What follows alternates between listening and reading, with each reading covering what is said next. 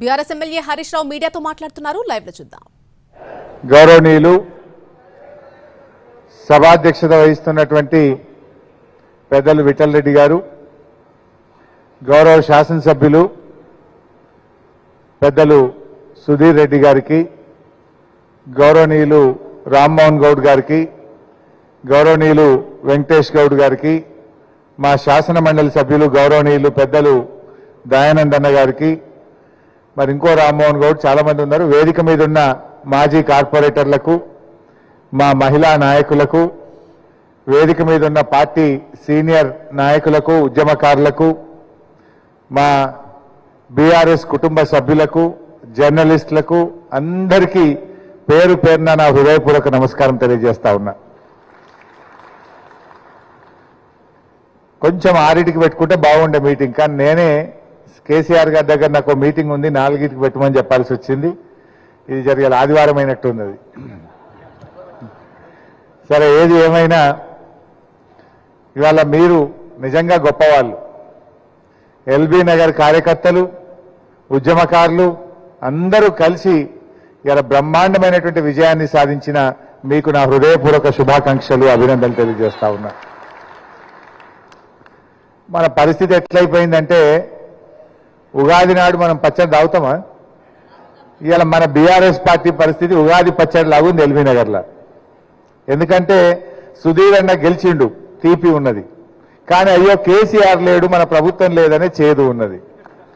ఉగాది పచ్చడి తీపి చేదు కలయికలతో ఉండేట్టు ఇవాళ మన పరిస్థితి కూడా అట్లయిపోయింది. బట్ ఏది ఏమైనా ఉగాది పచ్చడి చాలా శ్రేష్టమైనటువంటిది. అట్లే బీఆర్ఎస్ పార్టీకి భవిష్యత్తు కూడా అద్భుతంగా ఉంటుంది, ఎవ్వరూ నందిపడాల్సినటువంటి అవసరం లేదు. అయితే మనం కార్యకర్తలుగా, ఉద్యమకారులుగా అందరం కలిసిమెలిసి ముందుకు పోవాలి. నిజానికి జంట నగరాల ప్రజలు, పట్టణ ప్రజలు బీఆర్ఎస్ పార్టీకి బ్రహ్మరథం పట్టిండ్రు, అన్ని సీట్లు గెలిచినాం. కానీ గ్రామీణ ప్రాంతాల్లోనే కొంత మనకు ఇబ్బంది జరిగింది. సరే, దాని మీద పార్టీ సమీక్ష చేసింది. ఏం జరిగింది అంటే చెప్పినారు, కొన్ని సూచనలు వచ్చినాయి. అరే బంధులు పెట్టిందన్న, ఈ దళిత బంధు, బీసీ బంధు కొంత మా ఊర్లలో పరిశాన్ చేసింది, లేకపోతే రుణమాఫీ మొత్తం అయ్యేది ఉండే, ఇండ్లు జల్ది ఇచ్చేది ఉండే, ఇట్లా కొన్ని మంచి సూచనలు అయితే వచ్చినాయి. సరే, తప్పకుండా ఒక పార్టీ, ఒక రాజకీయ పార్టీ ఆత్మవిమర్శ చేసుకోవాలి. మన ఇంట్లోనే ఒక కుటుంబంలో ఏదైనా పొరపాటు జరిగితే పెద్దలను కూర్చుంటాం, మాట్లాడుకుంటాం, సరి చేసుకుంటాం, ముందుకు పోతాం. అట్లే ఒక రాజకీయ పార్టీ కూడా అన్నీ కూడా ఆలోచన చేసుకోవాలి. చేసుకోవడమే ఒప్పు, చేసుకోకపోతే తప్పు కదా. అందులో మనమేం మొహమాట పడాల్సిన అవసరం లేదు. నిజానికి ఒక రాజకీయ పార్టీకి ఎప్పుడు విజయాలే ఉండవు. డెఫినెట్గా విజయాలు ఉంటాయి, అపజయాలు ఉంటాయి, పూల బాటలు ఉంటాయి, ముళ్ళ బాటలు ఉంటాయి. ఇవేమీ మన బీఆర్ఎస్ పార్టీకి కొత్త కూడా కాదు. పార్టీ పెట్టినాడు మనం సిద్దిపేటలో అద్భుతమైన విజయం సాధించిన ఉప ఎన్నికలో, మెదక్లో పోతే ఓడిపోయినాం 2వ ఉప ఎన్నికలో. అట్లనే 2004లో కేంద్రంలో చేరినాం, రాష్ట్రంలో చేరినాం, కానీ అప్పటి కాంగ్రెస్ ప్రభుత్వం పట్టించుకోకపోతే రాజీనామాలు చేసి మళ్ళా ఉద్యమాలు చేసినాం. 2009లో తెలుగుదేశంతో కలిసినాం, అనుకున్న ఫలితాలు రాలే. అంత మాత్రాన మనమేమీ అయ్యో రాలేదు అని ఆగిపోలేదు, రాలేదు అని కుంగిపోలేదు, అయ్యో భవిష్యత్తు లేదు అని బాధపడలేదు. ధైర్యంగా కొట్లాన్యం, ముంగడికి పోయినాం, తెలంగాణ రాష్ట్రాన్ని మనం సాధించినాం. అట్లనే ఇప్పుడు కూడా అయ్యో ఓడిపోయినామని బాధపడాల్సిన అవసరం లేదు. తప్పకుండా భవిష్యత్తు మళ్ళీ మన బీఆర్ఎస్కే ఉంటుంది. ఇది ఒక స్పీడ్ బ్రేకర్ లాంటిది. ఓ స్పీడ్ బ్రేకర్ వస్తే బండి స్లో అవుతుంది, దాటంగానే మళ్ళీ పికప్ అందుకొని వేగంగా ముందుకు సాగుతుంది. అట్లే మనకు కూడా మంచి భవిష్యత్తు ఉంటుంది. ఇలా వాళ్ళు చాలా అబద్ధాలు మాట్లాడినారు. అరే రే, ఒక్కటి కాదు, మన తెలంగాణలో సామెత ఉంటుంది, నిజం గడప దాటక ముందే అబద్ధం ఊరంతా చుట్టొస్తుందట. ఇలా కాంగ్రెస్ వాళ్ళు అబద్ధాలు అట్లా చుట్టొచ్చినాయి కొద్దిగా. కాకపోతే పట్టణ ప్రజలు తెలివైన వాళ్ళు, విజ్ఞత కలిగిన వాళ్ళు, మీలాంటి మంచి కార్యకర్తలు ఉన్నారు, మీరు అన్ని అర్థం చేయించే ప్రయత్నం చేసిండ్రు. వీళ్ళు ఏం చెప్పిండ్రు, వాళ్ళు ఒక అబద్ధం కాదుగా మన మీద దుష్ప్రచారం చేసిండ్రు, ప్రజలకు కూడా అడ్డగోలు హామీలు ఇచ్చిండ్రు. ఇప్పుడు ఎప్పుడైనా మేము హామీల గురించి అడిగినామనుకో, అరే మీరు తొందరపడబట్టిరేందే, ఇప్పుడే అడుగుతారా, మేము మొన్ననే వస్తే అంటుండ్రు. మరి మీరే కదా డేట్లు పెట్టింది. ఎవరు పెట్టిండ్రు డేట్లు? ఫుల్ పేజ్ యాడ్లు ఇచ్చిండ్రు పేపర్లల్లా. ఎలక్షన్ల ముంగట హస్తం గుర్తుకు ఓటేయింది. ఫిబ్రవరి 1వ తారీఖు నాడు మేము గ్రూప్ 1 ఉద్యోగాలకు నోటిఫికేషన్ వేస్తామని ఫుల్ పేజ్ యాడ్లు వేసిందా లేదా? మరి మొన్ననే ఫిబ్రవరి 1వ తారీఖు పోయింది. ఎక్కడున్నది గ్రూప్ 1 నోటిఫికేషన్? పాపం నమ్మి మోసం చేసిన వాళ్ళకు, ఇవాళ నమ్మి ఓట్లు వేసిన వాళ్ళకు మీరు మోసం చేసింది ఇవాళ కాంగ్రెస్ పార్టీ. ఎన్ని మాటలు చెప్పిండ్రు. ఒక ముసలవాన్ని పట్టుకొని అవ్వాని పెన్షన్ ఎంత అని అడిగిండ్రు. 2000 వస్తుంది బిడ్డ అంటే, ఇగో మళ్ళా నెల డిసెంబర్లో మా కాంగ్రెస్ వస్తుంది, మీకు 4000 పెన్షన్ ఇస్తుంది అన్నారు. డిసెంబర్ వాయ, జనవరి వాయ, ఫిబ్రవరికి వచ్చే 4000 కాదు కదా, ఉన్న 2000 కూడా దిక్కులేదు. మొన్న ఎవరో చెప్తున్నారు నిన్న పోతే నాకు, జనవరి నెలలో ఆ వృద్ధులకు, వితంతువులకు, వికలాంగులకు, ఎయిడ్స్ పేషెంట్లకు ఇచ్చేటువంటి ఆ 2000 పెన్షనే పడలేదట జనవరిలో. జనవరి నెల పెన్షన్ ఆగిపోయింది. మీరు 4000 ఇస్తామన్నారు. 4000 దేవుడు కానీ ఉన్న 2000 ఇవ్వని పరిస్థితి వచ్చింది ఇలా కాంగ్రెస్ హయాంలో. ఆ రకంగా ఎన్ని చెప్పినారు. రైతు బంధు, అరే మేము వస్తే 15,000, బీఆర్ఎస్ వస్తే 10,000 అని చెప్పిండ్రు. మరి ఇలా మీరు వచ్చిండ్రు ఏవి 10,000?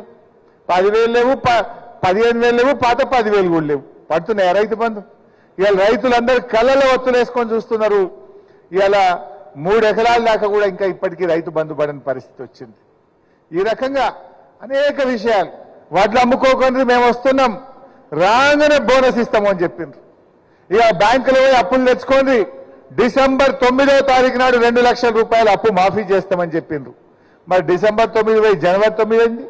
జనవరి 9 పోయి రేపో మాపో ఫిబ్రవరి 9 రావట్టే. 2 లక్షల రుణమాఫీ అంటే మీరే డేట్లు పెట్టింది కదా. మేము తొందరపడతలేము. మీరు ప్రజలకు డేట్లు పెట్టి బాండ్ పేపర్లు రాసిచ్చారు. ఇంకా మీరు నమ్మకపోతే బాండ్ పేపర్ ఎవరు రాసిస్తారు? నమ్మకం కుదరకపోతే బాండ్ రాసిస్తారు, నోటరీ రాసిస్తారు. వీళ్ళు లాస్ట్కు తెలంగాణ ప్రజలకు నోటరీలు ఇచ్చిండ్రు, బాండ్ పేపర్లు ఇచ్చి ఇక మా మాట అంటే మాట అని చెప్పి ప్రజల్ని నమ్మించేటట్టు చేసి ఇవాళ మోసం చేసిన పరిస్థితి ఉంది. ఊర్లలో పోయి 2 లక్షల రుణమాఫీ మేము చేస్తూనే ఉన్నాం డిసెంబర్ 9 అంటే ఎవరైనా కొద్దిగా ఆశపడతారు కదా. మరి ఏమైపోయారు 2 లక్షల రుణమాఫీ? ఏకకాలంలో చేస్తామని బాండ్ పేపర్లు ఇస్తారు, నోటరీలు రాసి ఇస్తారు. ఇవాళ మాట తప్పినటువంటి పరిస్థితి.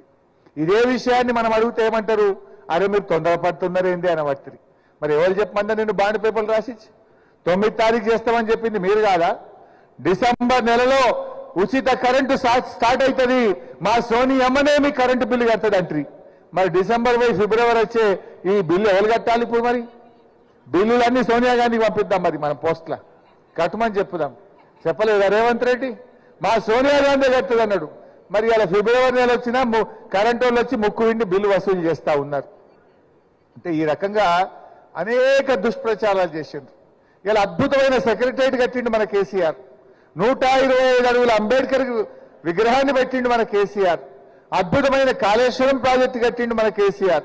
హైదరాబాద్ లో ఇటు చూసినా ఫ్లైఓవర్లు కట్టి ట్రాఫిక్ జాములు లేకుండా చేసిండు మన కేసీఆర్. ప్రగతి భవన్ కూడా కట్టిండు మన కేసీఆర్. ఎన్ని అబద్ధాలు ఆడిండ్రు వీళ్ళు. ఉత్తమ్ కుమార్ రెడ్డి పిసిసి అధ్యక్షుడే అన్నాడు, ప్రగతి భవన్ లో 150 బెడ్రూమ్లు ఉన్నాయన్నాడు, స్విమ్మింగ్ పూల్ ఉన్నాయన్నాడు. ఇట్లా కట్టిండ్రు అట్లా కట్టిండ్రు అని ఆ రోజు మన మీద బురద చల్లిండ్రు. మొన్న నేను అసెంబ్లీలో పట్టుకొని గట్టిగా అడిగిన, అయ్యా ఉప ముఖ్యమంత్రి గారు, ఇప్పుడు నువ్వే ప్రగతి భవన్లు ఉంటున్నావు కదా, ఇప్పుడు చెప్పవా ఇప్పుడు ఎన్ని బెడ్రూమ్లు ఉన్నాయో ప్రజలకు సమాధానం చెప్పు, ఈ అసెంబ్లీ వేదికగా నిన్ను అడుగుతున్నా అన్న. నోరు ఇప్పితే ఒట్టు తలకాయ కిందకి వేసుకొని నవ్వుతున్నాడు. ఇక మరి చెప్పాలి కదా 150 ఉంటే, చెప్పాలి కదా స్విమ్మింగ్ పూల్ ఉంటే. అంటే ఎన్ని దుష్ప్రచారాలు చేసిందంటే బట్టగాల్చి మీరు వేసినట్టు చేసి రాజకీయంగా లబ్ధి పొందిండ్రు. బాధ కలిగేది ఏంటంటే ఎవడైనా ప్రతిపక్షంలో ఉన్నప్పుడు అంటే అబద్ధాలు ఆడతాడు, ఏదో గెలవాలని మాట్లాడతాడు. కానీ వీడు అధికారంలోకి వచ్చినాక కూడా అబద్ధాలే. కనీసం నేను మిమ్మల్ని ఏమంటున్నా, ఇలా గెలిచిండ్రు, ఏదో ప్రజలు మిమ్మల్ని నమ్మి ఓట్లు వేసిండ్రు, నిజాయితీగా పాలించండి, ప్రజలకు ఇచ్చిన మాట నిలబెట్టుకోండి. అది ఇలా చేతగానటువంటి పరిస్థితి ఇలా కాంగ్రెస్ పార్టీది. వాళ్ళకి అర్థమైపోయింది, మేము ఇక ఇది ఇచ్చేటట్లేమో మాది కాదు అని వాళ్ళకి అర్థమైంది. అందుకే ఈ మధ్య కొత్త డ్రామా స్టార్ట్ చేసిండ్రు. ఏంటిది విన్నారా మీరు? 17కు 17 ఎంపీలు గెలిస్తే రాహుల్ గాంధీ ప్రధానమంత్రి అయితే మేము ఈ 6 గ్యారెంటీలు అమలు చేస్తాం.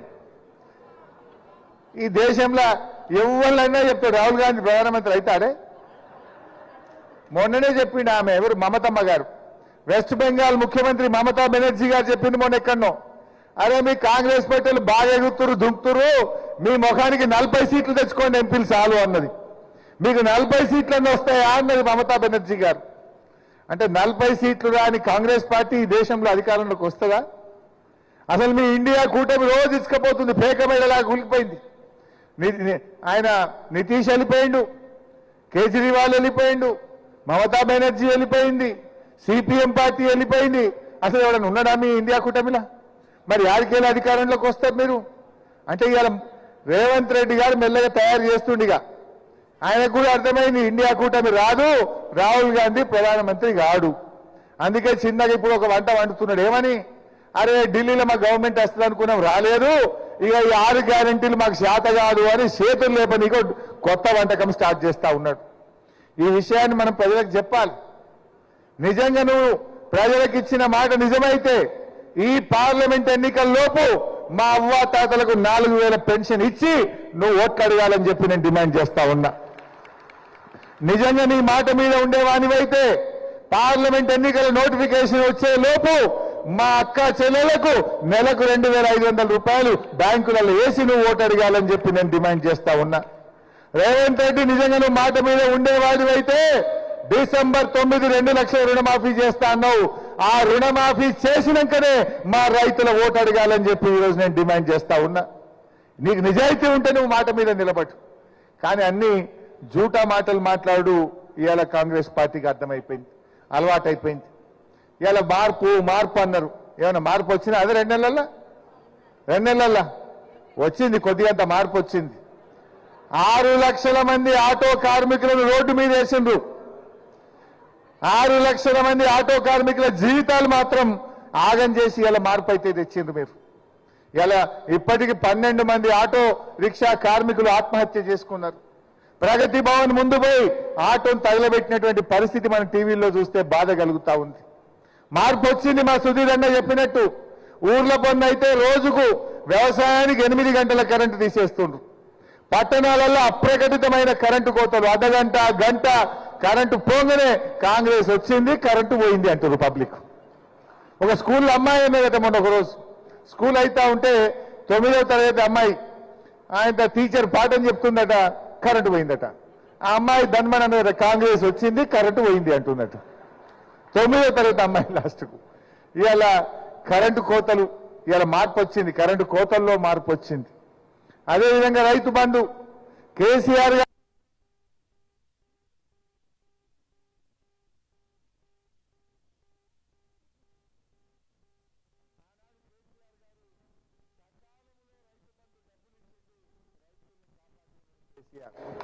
కానీ ఇలా కాంగ్రెస్ వాళ్ళు వచ్చి ఫిబ్రవరి నెల వచ్చినా ఇప్పటిదాకా రైతు బంధు పడ్డటువంటి పరిస్థితి లేదు. అసలు ఎప్పుడన్నా ఫిబ్రవరి దాకా రైతు బంధు పడకుండా ఉన్నదా 10 ఏళ్ల కేసీఆర్ గవర్నమెంట్లా? అంటే మీరు రైతు బంధు విషయంలో ఇవాళ మార్పు తీసుకొచ్చినారు. అదేవిధంగా ఈరోజు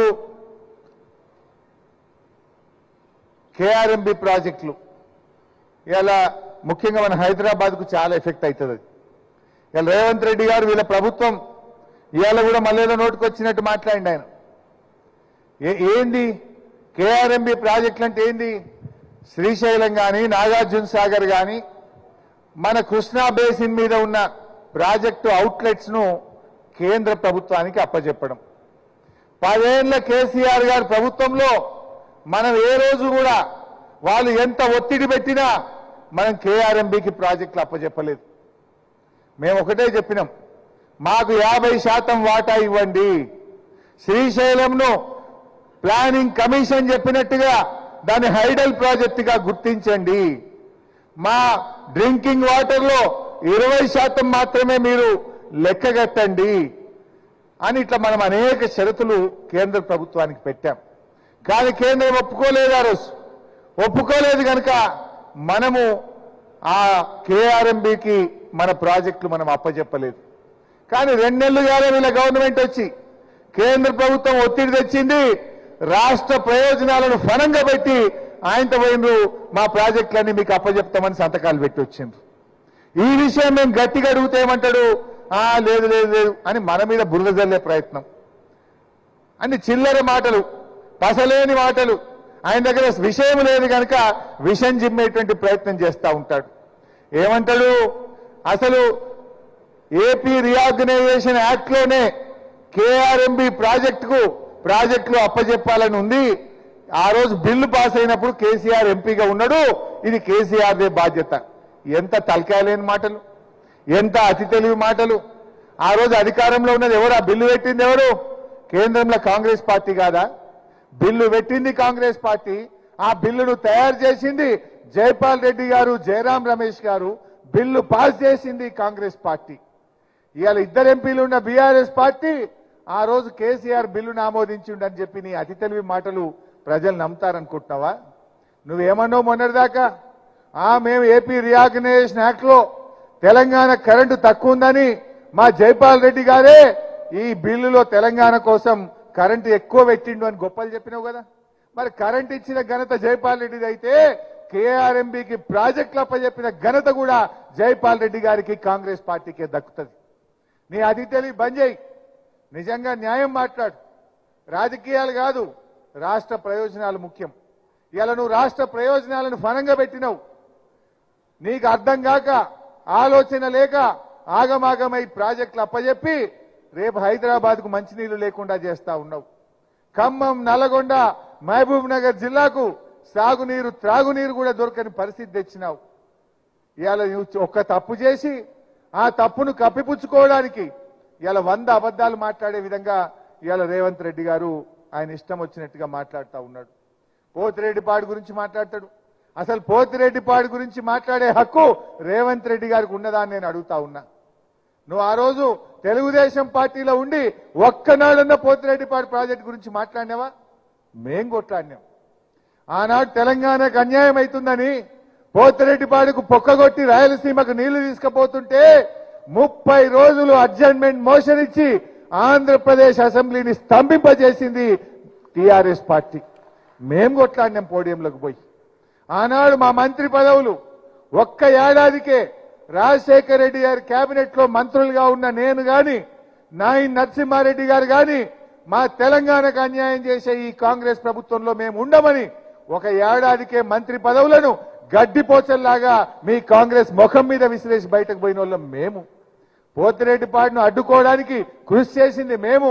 నువ్వు ఆనాడు తెలుగుదేశం పార్టీలో ఉండి పెదవులు మూసుకున్న రేవంత్ రెడ్డి నువ్వా మా గురించి విమర్శించేది? సూర్యుడి మీద ఉమ్మేస్తే నీ ముఖం మీద పట్టదన్నట్టు అది నీ మీదనే పట్టది. రేవంత్ రెడ్డి గారు ఒకసారి నీ ఈపు చూసుకో, వెనుకకు చూసుకొని మాట్లాడు అని చెప్పి నేను ఆయనను కోరుతా ఉన్నా. ఇవాళ ఏమైపోయిందంటే ఆయన పరిస్థితి ఎంతసేపు చిల్లర మాటలు, సబ్జెక్టు లేక చౌకబారి మాటలు. ఆయన ఇవాళ పొద్దున ఓ మీటింగ్ పోయిండు. వెంకయ్య నాయుడు గారికి వారికి పద్మవిభూషణ్ అవార్డు వస్తే సన్మానానికి పోయిండు. ఏం చెప్పిండు వెంకయ్య నాయుడు గారు? రేవంత్ రెడ్డికి హితవు పలికిండు. రాజకీయాల్లో కొంచెం జాగ్రత్తగా మాట్లాడు, రాజకీయాల్లో హుందాతనం ఉండాలి, రాజకీయాల్లో గౌరవం పెరిగేటట్టు, ప్రతిష్ట పెరిగేటట్టు మాట్లాడాలని పొద్దుగాల చెప్పిండు. మధ్యాహ్నం వచ్చిండు సెక్రటరియట్లో మళ్ళీ అన్ని చిల్లర మాటలు మాట్లాడుతుండు, అసభ్యకరంగా మాట్లాడుతుండు. అసలు చిన్నపిల్లలు ఎవరన్నా టీవీ చూస్తే రాజకీయాలంటేనే వాళ్లకు మరి అసహ్యం కలిగే విధంగా ఇవాళ ఈయన భాష ఉన్నది. నువ్వు ఇవాళ ఒక ముఖ్యమంత్రిగా ఉన్నావు, హుందాగా ఉండు, విషయం మీద మాట్లాడు, చర్చ పెట్టు అసెంబ్లీలో. ఇవాళ ఏదో అసెంబ్లీలో చర్చ పెట్ట మాట్లాడు. Yes, we are ready. నువ్వు ఎప్పుడు పెట్టావో పెట్టు, నీ దిమ్మదిరేటట్టు అసెంబ్లీలో సమాధానం చెప్తాం బిడ్డ. గతంలో మా కేసీఆర్ గారు ఇదే అసెంబ్లీలో పవర్ పాయింట్ ప్రజెంటేషన్ పెడితే మేం ప్రిపేర్ కాలేదని ముఖం చాటేసి పారిపోయింది నీ కాంగ్రెస్ పార్టీ. బట్ మేము అట్లా పారిపోం. నీ దిమ్మ తిరిగే సమాధానం చెప్తాం. మేము తయారుగా ఉన్నాం. నువ్వు చేసిన తప్పును తెలంగాణ ప్రజలకు అర్థమయ్యేటట్టు అసెంబ్లీ సాక్షిగా నీ సంగతి ఏందో బయట పెట్టామని చెప్పి మనం చేస్తా ఉన్నాం. ఇలా వాళ్ళకి ఏమైపోయిందంటే నోటికొచ్చినట్టు మాట్లాడు. ఆనాడు ప్రతిపక్షంలో ఉంటే ఎట్లా మాట్లాడినరో ఇలా అధికారంలో ఉంటే కూడా అదే మాట్లాడుతుంది. వాళ్ళు చేయాల్సిందేంది? వాళ్ళు ప్రజలకు ఇచ్చిన హామీలు నిలబెట్టాలి.